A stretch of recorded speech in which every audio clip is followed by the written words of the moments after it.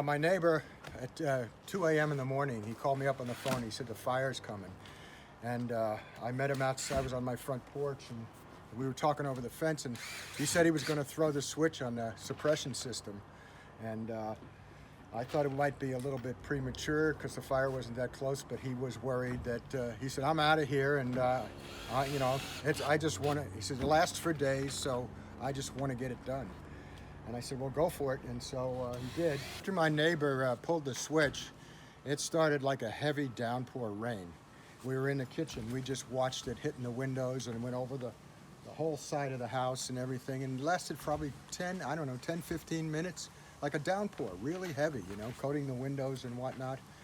And so we just said, well, it's there. If it works, it works, and we're going to see when the fire goes through. And 6 o'clock in the morning, we got up. The fire wasn't here yet. We could see it blazing up on the hill.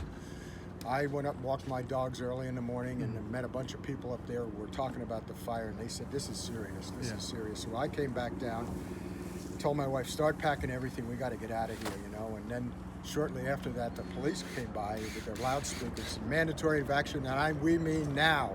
It wasn't like the last evacuation, kind of was, we mean now. And so we got in the car, got the dogs in the car, and we got out of here and went down to the bottom. Fire, we could see the smoke from the bottom, we could see the fire raging. It was unbelievable, and we thought there's going to be nothing here when we get back. So I would say it was about 2:30 in the afternoon, and some people came down who stayed up here to save their house, and they didn't save their house. And they said the fire has gone through, and you can probably go back up and see if your house is there. So my wife drove up. I stayed at the bottom because I didn't want to drive up with the dogs. And she came back and she said, well, the little room over here, what we call the bridge room, that was on fire. And she said our outbuilding, the workshop, was on fire. And I said, oh boy, we're going to lose a lot of stuff. She said, but the house is not on fire. She could see it from up on McGuire Avenue. So I went back up with her about a half hour later, and there were hot spots all over the place. The fences were still burning, and we got the hose out, and we tried to put the hot spots out, but the house was still here. And it's uncanny that the fence burned right 10 to 15 feet from the house, and the lawn chairs are wood. They got sprayed by this stuff. They're still there. It's unbelievable. There is no doubt at all that this saved my house and my neighbor's house. As I said to him the night he came back here, I said, you're a genius. You are an absolute genius, really. This is remarkable.